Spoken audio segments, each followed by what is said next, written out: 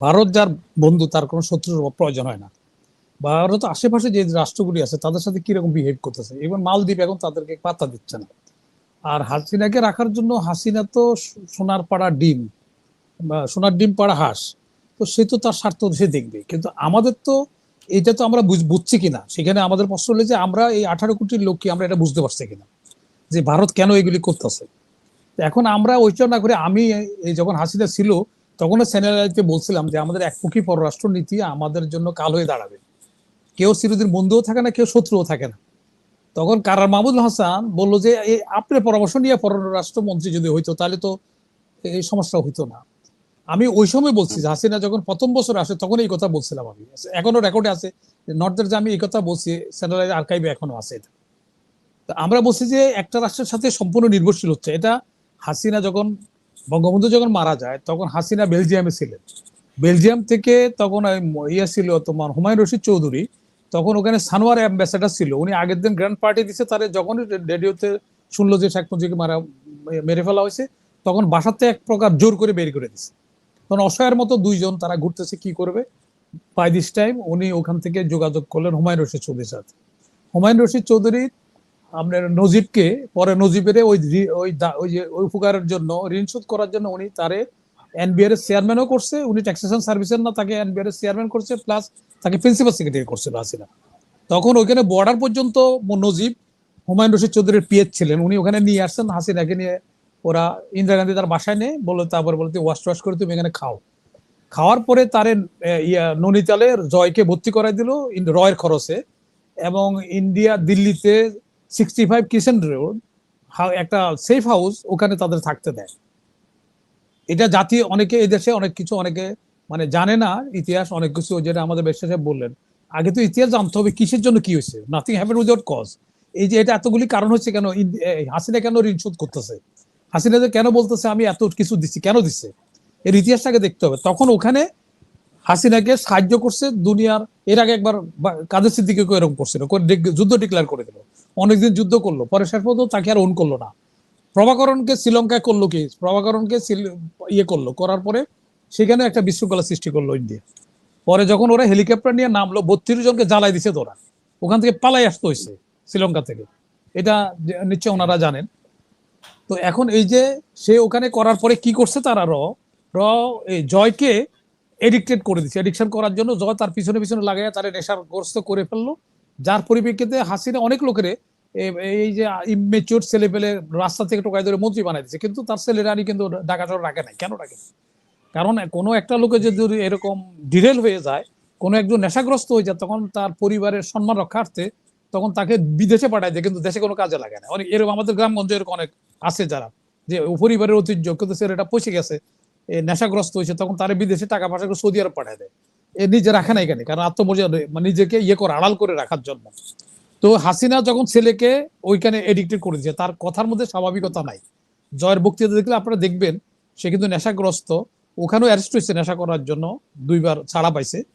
এবং ওখানে তাকে স্কট সার্ভিস দিতেন আমাদের এই যে তথ্যমন্ত্রী বানাইছে। দেখেন কিরকম অসভ্যতা। আমি এত তার ইয়ে ছিল যে গুলশান বনানী দেশের ক্রিম সোসাইটির ওসব জায়গা থাকে, তাহলে ওখানে নেতৃত্ব করতে গেলে, ওদের প্রতিনিধিত্ব করতে গেলে সেই ধরনের ক্লাসের লোক হবে। আগে আমরা দেখছি কারা এই আমাদের গুলশান বনানী ধানমন্ডি এমপিরা কারা ছিল, এটা নিশ্চয় আপনারা সবাই জানেন। কিন্তু এটা ডিলিট করতে করতে এখানে ওই কি যেন হিরো আলম আসে এখানে ইয়ে করছে এখানে।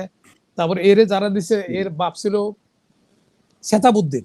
শেতাবুদ্দিন ন্যাংরা, এই যে আমাদের তথ্যমন্ত্রী বানাইছিল ইয়ার, সে তার বাপ ছিল শেতাবুদ্দিন। ওরা কুচবিহার থেকে এখানে আসছে সেটেলার, এখানে কিন্তু এই দেশের নাগরিকও না। ও জয়ের সাথে, কারণ হলো কি জয়ের সাথে আসছে, আর জয়কে স্কট সার্ভিস সাপ্লাই দিত। একবার স্কট সার্ভিসকে পয়সা না দেওয়ারে ওই তারা মামলা করছিল ওখানে আমেরিকাতে। তো যাক, সে কথা আমি অত নোংরা জিনিসে যাচ্ছি না। যার পরিপ্রেক্ষিতে এখন যে বলছে যে এই যে কেউ কেউ বলছে যে আমরা আমাদের -4 একটা তো মাইনাস বহুত আগে হয়ে আছে। কারণ ওরা তো তাই হাসিনা নিজে তাহলে কাজে লাগালো না কেন, এত লোকের মন্ত্রী বানালো, তারা বানালো না কেন? তারে মন্ত্রী স্ট্যাটাস দিয়ে যাতে সিকিউরিটি রিজনে ওটা দিয়ে তাকে ওইখানে এই কাজগুলি করছে। তো আর ইন্ডিয়া যেটা করছে, ইন্ডিয়া দেখেন ইরশাদ কোচবিহারের অধিবাসী, এখানে সেটেল করছে। এই আপনার ইন্ডিয়া দীর্ঘদিন থেকে ওরে আর্মিতে ঢুকাইছে, নার্সিং করিডোরে করে। এখানে বাংলাদেশের লোক মনে করে আগের থেকে তার এজেন্ট ছিল সেটা ইন্ডিয়ার। তার সেটা আমি কেন বলছি, সেটা বলছে ইরশাদকে আজকে যারা জাতীয় পার্টি করে বা ইভেন কি ইরশাদের কাদের সাহেব অটুক জানে না, আমি যতটুকু ইরশাদ সম্বন্ধে জানি। তাহলে কিভাবে জানেন তার বাইর থেকে, আপনি কিভাবে জানেন? ধরেন যদি কোনো লোক একটা প্রেম করে প্রক্রিয়া করে তাহলে কিন্তু তার বউ জানবে না, তার ভাই জানবে না, কিন্তু বন্ধু বান্ধব বা অন্যরা জানা লোক জেনে যাবে। কারণ এর অবৈধ কামগুলি অন্যরা জানবে, কিন্তু পরিবারকে সে জানাবে না, বউকে জানাবে না।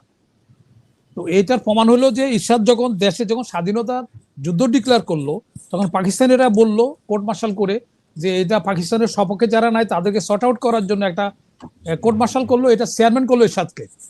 আর মেজর মান্নান ছিল ওই যে এখন কি পার্টি, পরে বৈদ্য পার্টি ছিল মেজর এলিবল, মেজর মান্নান ছিল সদস্য।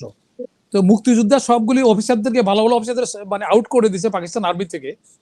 তখন ওই যে ওই করছে সুপারিশ, যাতে আন্তর্জাতিকভাবে বোঝানোর জন্য যে আমি তো আমার কোনো পাঠান পাঞ্জাবি কিন্তু এটার কোর্ট মার্শালে বিচার করে ও বাঙালি করছে।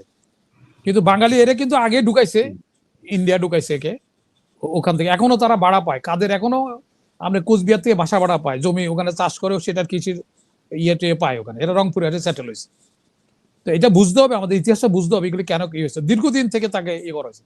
তারপরে যখন সে বাংলাদেশে রিপ্রেটেড করলো, এই মাঝখান থেকে একবার তার মার অসুস্থ, তার মা যখন অসুস্থ হলো তখন দেখতে আসলো পাকিস্তান থেকে। তখন তার কোর্স মেট্রোরা বললো যে এখন তুমি স্বাধীনতা সংগ্রামে জিয়া চলে গেছে, অন্যরা চলে গেছে, তুমি এখন স্বাধীন সংগ্রামে যোগ দাও, ওখানে যাও না, কারণ তার স্বাধীন হয়ে যাবে, তখন তুমি বিপদে পড়ো। তখন ইরশাদ বলছিলেন যে আমি বাচ্চার পেশাবে স্লিপ খাবো না। উনি চলে গেছেন পাকিস্তানে।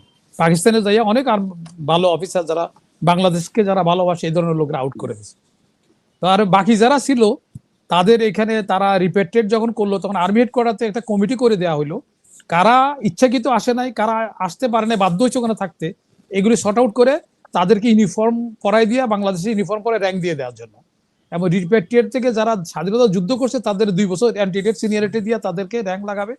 এতে দেখা গেল যে পাকিস্তানি অনেক অফিসার এখানে আসলো। তো এখানে কমিটি বললো যে কমিটি ইরশাদের কথা বলে দিল, সে তো ওখানে একটা কোর্ট মার্শালের চেয়ারম্যান হয়েছে, তাকে দিয়ে বাঙালিদের আউট করা হয়েছে, সুতরাং সেই আর্মিতে আর তাকে আত্মীকরণ করা যাবে না। তো ইরশাদ যখন এই খবর পাইলো যে সেনা সদর থেকে, এটা যারা সেনা সদর সিনিয়র জেনারেল আছে তারা জানে, আমি এখন এটা বলতেছি দায়িত্ব নিয়ে মিডিয়াতে বলছি, ওনারা বলুক এটা সত্য কিনা। তারপরে করলো কি, সে চলে গেল ভোলামিয়া। ভোলামিয়া মন্ত্রী ছিল এবং বঙ্গবন্ধুর খুব অত্যন্ত ঘনিষ্ঠ খয়েরকা। ভোলামিয়া কোনো কথা বললে বঙ্গবন্ধু না করতে পারে না। তো ভোলামিয়া তখন বঙ্গবন্ধুকে ফোন করলেন যে আমার বাইকনা আর্মিতে থাকতে চায়, ঠিক আছে, ওখানে পাকিস্তানে ছিল যদি কিছু করেও থাকে তাকে কম গুরুত্বপূর্ণ দিয়া বা ট্রেনিং এর জন্য পাঠাই দাও কোনো জায়গায় বাইরে। তখন তাকে দেরাদুনে ট্রেনিং করার জন্য পাঠাই দিল, ওখানে 2টা প্রমোশন পাইলো। এরশাদ তখন এই দেশে আইসা তখন ওই রিপ্যাট্রিয়েটের এরা যেহেতু অনেকে জুনিয়র আন্ডার চাকরি করতে হলো, তারা মুক্তিযুদ্ধ যারা করছে তারা অ্যান্টিডেট সিনিয়রিটি পাওয়াতে অনেক সময় দেখা যায় কোর্স তার এক কোর্স পিছনে থাকার পরও সে সিনিয়রে হয়ে গেছে, এখন জুনিয়র আন্ডারে চাকরি করতে হচ্ছে। তো ওই সুযোগটা নিয়ে এরশাদ করলেন কি, গোপনে গোপনে রিপ্যাট্রিয়েটের লোকজনের নিয়ে মিটিং করা শুরু করলেন।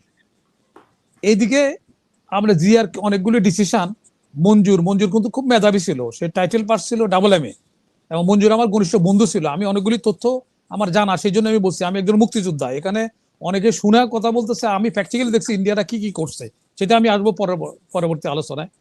তারপরে এখানে ওই কয়েকটা ডিসিশন ইরশাদ জিয়াউর রহমান যেটা দিচ্ছে এটা মঞ্জুর এটা ইয়ে করেছে, ওভার রুল করে ফেলে, কারণ তার ওয়ার ট্যাকটিকের উপরে জিয়ার থেকেও সে মেধাবী। তো এটা করার পরে ইরশাদ করলো কি সুপ্রকৌশলে, স্যার ওরে যদি আমরা সিপ বানান, মঞ্জুর কিন্তু সেনা প্রধান হওয়ার কথা এবং সে সেক্টর কমান্ডার, জিও সেক্টর কমান্ডার। তো সেখানে তারপরে মঞ্জুরকে ইয়ে করা হইলো, মঞ্জুরকে সেক্টর কমান্ডার হিসেবে তার যে অবদান আর তার নলেজ, কিন্তু সেনাপ্রধান হওয়ার কথা মঞ্জুর অথবা জিয়া, কিন্তু শফিউল্লাহকে দিল। শফিউল্লাহর হলে 11 নম্বর সিরিয়াল, একই বেসমেন্ট, তারা গ্রেডেশনের ছিল 11।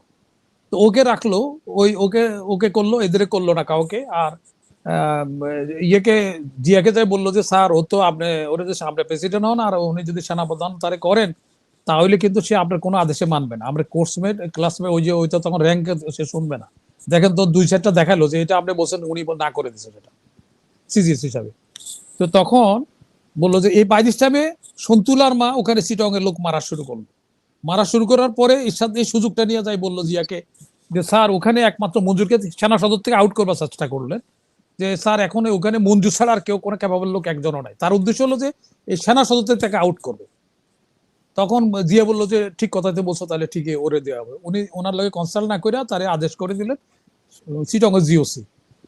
তা আমি ওটা শোনার পরে আমি দেখলাম যে জিয়া মঞ্জুর তো মানে সেনাপ্রধান হবে, আমাদের ঘনিষ্ঠ বন্ধু মানুষ, তারপরে তার তো তাহলে আমাদের একটা বন্ধু ভালো পদে থাকলে সেনাপ্রধান হলে আমাদের জন্য একটা ভালো, এটা একটা আমরা কোনো একটা সমস্যা হলে আমরা একজনকে হেল্পও করতে পারি।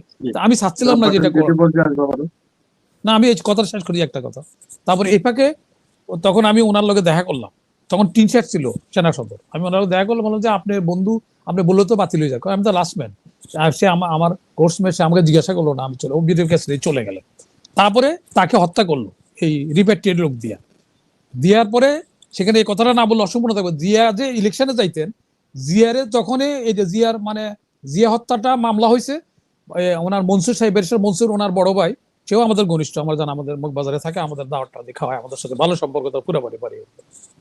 তো তখন করলো জিয়ার ওই যে জিয়া হত্যা বিচারটা সামনে নিয়ে আসে তারে ব্ল্যাকমেল করার জন্য। তখন সে দেখে যে তাহলে তার ফাঁসি হয়, কিন্তু যেহেতু মঞ্জুরকে মাসে জিয়া, মঞ্জুরের পিএস কর্ড যেটা বলে আরবিতে, ওই যে কর্নেল সাহেব জানবে, কর্ড দিছে মেজর খালিদকে আপন ভাই এর সাথে, ওখানে পোস্টিং দিছে, সব রিপেটেড গুলো ঢুকাইছে ওদের দিয়ে, আর বাইকটা কাজ করা দিয়া উনি ঘুমেছিল, উনি জানেন না। তারপরে উনি যখন বললো যে আমাকে পুলিশে দিতে, তখন ওনাকে মেরে ফেললেন। আমি এই কথা বলছি কি, ওটা তো সে তো অলরেডি রয়ের এজেন্ট ছিল এরশাদ। আমাদের এই যে দেশের সর্বনাশের প্রথম সূচনাটা করছে এরশাদের যে অনৈতিকতা, এই যে এখন এরশাদের যদি গার্লফ্রেন্ডের একত্রিত করতে গার্লস কলেজ হয়ে যাবে, কত কিছু, এগুলোর নাম তো জনগণে জানে, জিনাত মোশাররফের জানে, অনেকগুলি জানে, এটা এটা আর আমি বললাম না। তো ওইখানে যাইয়া যখন দেখলো যে কি করলো, যে সুজাতা সেন তো কোর্ট বলছে, সুজাতা সেন বললেন যে তোমার তো জিয়া হত্যার জন্য এটা ডকুমেন্ট এভিডেন্স আছে, এবং কেসটা দেখবেন আপনারা যদি রেকর্ড দেখেন, আমার ব্যারিস্টার এখনো খোঁজ দেখতে পারে, যখন ইলেকশন আসে তখন জিয়া হত্যার মামলাটা ফ্রন্ট লাইনে চলে আসে, এরপর আবার ডেট পড়ে যায়, ডেট পড়ে আর খবরে থাকে না। ওই যে বলে তুমি যদি আমাদের সমর্থন না করো, তাহলে তোমার প্রমাণ আছে জিয়া হত্যার ব্যাপারে, তোমার কিন্তু আমরা এটা ফ্রন্ট লাইনে তোমার পাঠিয়ে হবে। তখন সে বাধ্য হয়ে সে বলছে আমি আত্মহত্যা করবো, করবো, তারপরে দেখা যাচ্ছে ইলেকশনে চলে যায়।